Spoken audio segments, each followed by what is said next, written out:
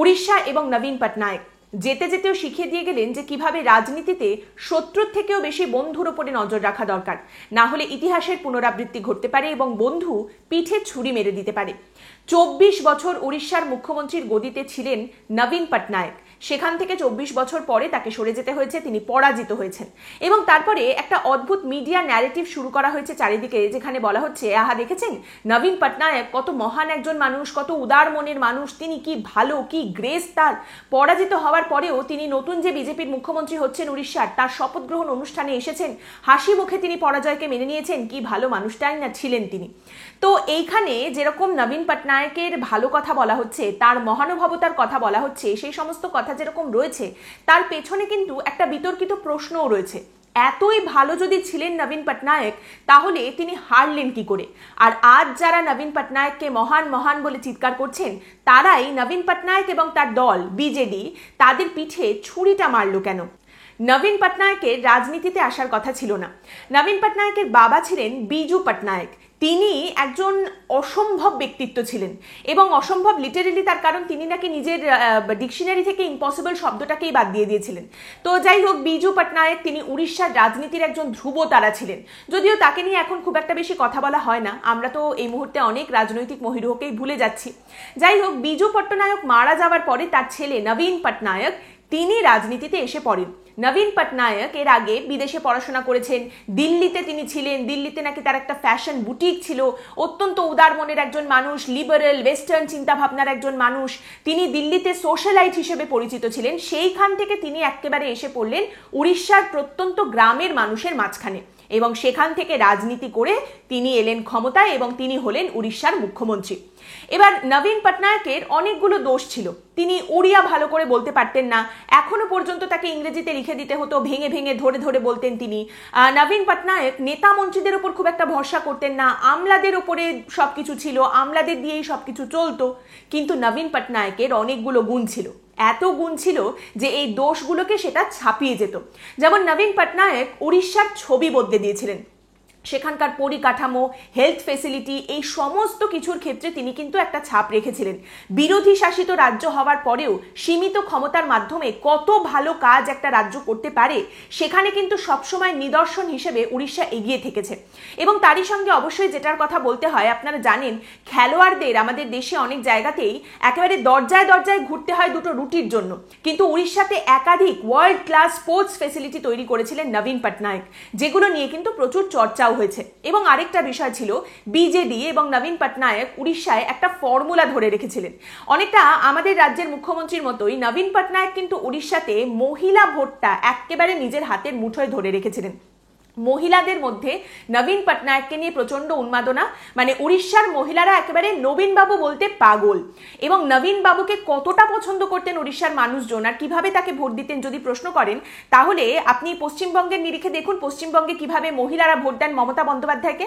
একদম cut copy paste করে আপনি বসিয়ে নিতে পারেন উড়িষ্যায় নবীন পটনায়কের ক্ষেত্রে। তাহলে এখানে আবারও সেই প্রশ্ন, এতই সবকিছু ভালো ভালো হলে নবীন পটনায়ক হারলেন কি করে? এইখানেই একটা বন্ধুত্বের গল্প আপনাদের শোনাই। এবং এটা শুনতে শুনতে একটা কথা বলে রাখি, হিরোকে আর ভিলেনকে এই গল্পে সেটা ঠিক করার আগে এটা কিন্তু মনে রাখবেন, all is fair in love and war. আর পলিটিক্স, রাজনীতি হচ্ছে সব থেকে বড় যুদ্ধ। তো যাই হোক, বিজেডি বিজু জনতা দল, নবীন পটনায়কের দল, তারা কিন্তু সব সময় বিরোধী রাজনৈতিক জোট এবং শাসক দলের জোট দুটো থেকে সম দূরত্ব বজায় রেখেছেন। কিন্তু সময়ে সময়ে, অত্যন্ত গুরুত্বপূর্ণ সময়ে বিজেডি যে কথাটা বলেছে, নবীন পটনায়ক একাধিকবার যেটা বলেছেন সেটা হচ্ছে ইস্যু ভিত্তিক বিষয়ে কেন্দ্রে আমরা বিজেপির পাশে আছি, বিজেপিকে আমরা সমর্থন করছি। এবার খুব ভালো কথা, সময়ের সঙ্গে সঙ্গে উড়িষ্যাতেও বিজেপি বেড়েছে, তারপরেও নবীন পটনায়কের মনে হয়েছে সহাবস্থান সম্ভব, আমরা একসঙ্গে থাকতে পারবো, মোদিজি ভালো, বিজেপি ভালো, বিজেপিকে আমরা সমর্থন করছি এবং এইভাবে শান্তিপূর্ণভাবে বন্ধুত্ব বজায় রেখে যদি চলা যায় তাহলে অসুবিধা কোথায়? এই করতে করতে বিজেপি আর বিজেডির মধ্যে বন্ধুত্বের সম্পর্ক আরো গাঢ় হয়েছে। এইবার লোকসভা নির্বাচনের আগে বিজেপির তরফ থেকে বিজেডিকে একটা প্রস্তাব দেওয়া হয় বিজেপির তরফ থেকে নবীন পটনায়ককে বলা হয় যে দেখুন, একটা কাজ করি, আমরা বরং এবারের নির্বাচনে হাত ধরে লড়াই করি। আপনারা উড়িষ্যাতে আপনাদের নির্বাচনে তো বিধানসভা আর লোকসভা নির্বাচন একসঙ্গে হবে, তো সেখানে এক কাজ করুন, বিধানসভায় আপনারা বেশি আসন নিন, লোকসভায় আমরা নেব, আর আমরাই তো আছি এখানে, বিরোধী বলতে আর তো কেউ নেই, কিন্তু আপনার সঙ্গে তো আমাদের সুন্দর সম্পর্ক রয়েছে, আন্ডারস্ট্যান্ডিং রয়েছে, অতএব আমরা সুন্দর হাত ধরে এবারে লড়াইটা করি। এইখানেই একটা ছন্দপতন হয়। বিজেডির সঙ্গে বিজেপির এই হাত মেলানোটা হয় না, বিজেডি এই প্রস্তাব গ্রহণ করেনি। কেন হলো না এই জোটটা, কেন তারা হাত মেলালেন না? এখানে অনেকেই বলেন যে আসলে ব্যাপারটা হয়েছিল, উড়িষ্যার বিজেপি কেন্দ্রীয় বিজেপিকে জানিয়েছিল যে আমরা এবারে একা লড়াই করেই বিজেডি এবং নবীন পটনায়ককে পেরে ফেলতে পারবো, কোনো জোট টোটে যাওয়ার দরকার নেই, একলাই চলো, আমরা কিন্তু এবারে হারিয়ে দিতে পারবো। আবার অনেকেই যেটা বলেন যে বিজেডি, নবীন পটনায়ক এবার মনে করেছিলেন যে বিজেপিকে ঘরের ভেতর ঢুকতে দিতে দিতে অনেকটাই দেওয়া হয়েছে, কোথাও একটা গিয়ে তাদের থামতে বলা দরকার, এই একটা জায়গায় তারা থামুক, আমরা একা লড়াই করি, একা জিতি, তারপরে আমরা আবার কেন্দ্রে যেরকম বিভিন্ন ইস্যুতে বিজেপিকে সমর্থন করছিলাম, বিজেপির পাশে থাকছিলাম, সেই রকমই আমরা থাকবো। এই হয়ে গেল বিজেপি এবং বিজেডি একে অপরের শত্রু এবং একে অপরের উল্টো দিকে তারা দাঁড়িয়ে পড়লো। আর তারপরেই শুরু হলো অদ্ভুত একটা ব্যক্তিগত আক্রমণ। বিজেডি এবং নবীন পটনায়ককে বিজেপি কিন্তু একেবারে তীব্রভাবে আক্রমণ করতে শুরু করলো। অমিত শাহ, যে অমিত শাহ নাকি এতদিন বন্ধু ছিলেন, যিনি কিনা এই নতুন বিজেপির যে চিফ মিনিস্টার হয়েছেন উড়িষ্যার, তার শপথ গ্রহণ অনুষ্ঠানে নবীন পটনায়ককে মঞ্চে আহ্বান জানিয়েছেন, সেই নিয়ে কত কথা হচ্ছে। সেই অমিত শাহ নির্বাচনের আগে প্রচারে এসে বললেন যে নবীন পটনায়ক যে 24 বছর ধরে উড়িষ্যায় ক্ষমতায় থেকেছেন, তিনি এই যে 24 বছর ধরে উড়িষ্যার মুখ্যমন্ত্রী থেকেছেন, এই সময়টাকে উড়িষ্যার একটা অন্ধকার সময় হিসেবে গণ্য করা হবে। উড়িষ্যাকে তিনি একেবারে অন্ধকারে ঠেলে দিয়েছেন, উড়িষ্যার জন্য তিনি কোনো কাজ করেননি, উড়িষ্যাকে একেবারে তিনি 12টা বাজিয়ে দিয়েছেন। নরেন্দ্র মোদী তিনিও আক্রমণ করলেন নবীন পটনায়ককে এবং নরেন্দ্র মোদী বললেন যে উড়িয়া বলতে পারেন এই রকম একজন মুখ্যমন্ত্রী আসলে উড়িষ্যার দরকার। এমন একজন মুখ্যমন্ত্রী যিনি ভালো করে উড়িয়া বলতে পারেন না, তাকে দিয়ে কি কাজ চলবে? এবং তারই সঙ্গে আপনারা জানেন যে নবীন পটনায়কের একটা ভিডিও চারিদিকে খুব ছড়িয়েছিল, যেখানে তার হাত কাঁপছে, তিনি কথা বলতে পারছেন না। সেই ভিডিও নিয়ে বিজেপি আক্রমণ করতে শুরু করে যে নবীন পটনায়কের তো এত অসুস্থ, তিনি এত শরীর খারাপ তার, তিনি কি করে সরকার চালাবেন, তিনি একেবারেই অক্ষম, তিনি মোটেই সরকার চালাতে পারবেন না, এই সমস্ত কিছু বলে তাকে আক্রমণ করা শুরু হলো। হায় রে বন্ধুত্ব, হায় রে রাজনীতি। এবার আপনি বলবেন এটাই কি রাজনীতির নিয়ম নয়? হ্যাঁ, অবশ্যই এটাই রাজনীতির নিয়ম, কিন্তু এখানে যে আইরনিটা রয়েছে সেটাও অস্বীকার করার কোনো জায়গা নেই। 2 মাস আগে যিনি বন্ধু, 2 মাস আগে যিনি এত ভালো ছিলেন, 2 মাস পরেই রীতিমতো তার বাপান্ত করা হচ্ছে। এত বছর ধরে যিনি বিজেপিকে ক্রমাগত সমর্থন করে গেছেন, বিভিন্ন ইস্যুতে বিজেপির পাশে থেকেছেন, তারই পিঠে ছুরি মেরে দেওয়া হচ্ছে। যাই হোক, এইখানে মিষ্টি মিষ্টি কথা তো এখন অনেকেই অনেক কিছু বলছেন, কিন্তু শুধু সেগুলো বললে কি হবে, বাস্তবটাও তো বলতে হবে। বিজেপি দুটো জিনিসকে মেইনলি টার্গেট করেছিল, যার মধ্যে একটা হচ্ছে উড়িষ্যার যে মহিলা ভোট ব্যাংক রয়েছে, নবীন পটনায়কের প্রতি প্রচন্ড লয়াল যে মহিলা ভোট ব্যাংক ছিল, সেইটাকে বিজেপি টার্গেট করে। বিজেপির এইখানে কিন্তু ব্যাপারটা ছিল ভাতা দিয়ে ভাতা কাটা, যে জিনিসটা পশ্চিমবঙ্গেও তারা করতে চেয়েছিল, কিন্তু পশ্চিমবঙ্গ বিজেপি এতটাই অপদার্থ যে রাজ্যে তারা করে উঠতে পারেনি, কিন্তু উড়িষ্যায় তারা করতে পেরেছিল। মহিলাদের জন্য আরো বেশি পরিমাণে টাকা, আরো বেশি সুযোগ সুবিধা, এই সমস্ত কিছুর ঘোষণা তারা করে এবং অবশ্যই একটা অ্যামাউন্ট অফ মহিলা ভোট ব্যাংকে কিন্তু তারা নিজেদের দিকে টেনে আনতে সক্ষম হয়েছে। অদ্ভুত বিষয়টা লক্ষ্য করে দেখুন যে পশ্চিমবঙ্গে বিজেপি লক্ষ্মীর ভান্ডারকে গালাগালি করে, তারপরে আমরা কি দেখি মধ্যপ্রদেশে লাডলি বেহনা স্কিম, সেই লাডলি বেহনা স্কিমের উপরে ভিত্তি করে বিজেপি সেখানে ক্ষমতায় আসে, মহিলাদের ভাতা দেওয়ার কথা বলা হয় এবং ক্ষমতায় আসার পর মধ্যপ্রদেশের বিজেপির সরকার কেন্দ্রের কাছে টাকা চায়, ধার চায়, যে লাডলি বেহনা স্কিমের টাকা তো আমাদের মহিলাদের দিতে হবে, অতএব ধার দিন আমাদের। আবার এই উড়িষ্যার ক্ষেত্রে দেখুন সুভদ্রা স্কিম, যেটার কথা বলেছে বিজেপি, ভাতা দেওয়ার কথা মহিলাদের, যেটার মাধ্যমে তারা মহিলা ভোট ব্যাংক নিজেদের দিকে কিছুটা আনতে পেরেছে এবং তারা এই সমস্ত ঘোষণার উপর ভিত্তি করে জিতে গেছে উড়িষ্যায়। এবার জেতার পর উড়িষ্যার বিজেপির সরকার কেন্দ্রকে বলছে টাকা দাও, ধার দিতে হবে, আমরা তো এই সমস্ত স্কিমের কথা বলে দিয়েছি, টাকা দেবো বলে দিয়েছি, কিন্তু সেই টাকা দেওয়ার মতো টাকা তো আমাদের কাছে নেই, অতএব ধার দাও, ধার দিতে হবে। অদ্ভুত ব্যাপার। যাই হোক, তারই সঙ্গে দ্বিতীয় যে জিনিসটাকে বিজেপি টার্গেট করেছিল সেটা হচ্ছে ভিকে পান্ডিয়ান। একটু আগেই বলছিলাম না যে নবীন পটনায়কের কতগুলো দোষ রয়েছে, যার মধ্যে একটা হচ্ছে আমলাদের ওপরেই সব, আমলাদের ভরসাতেই সবকিছু চলতো।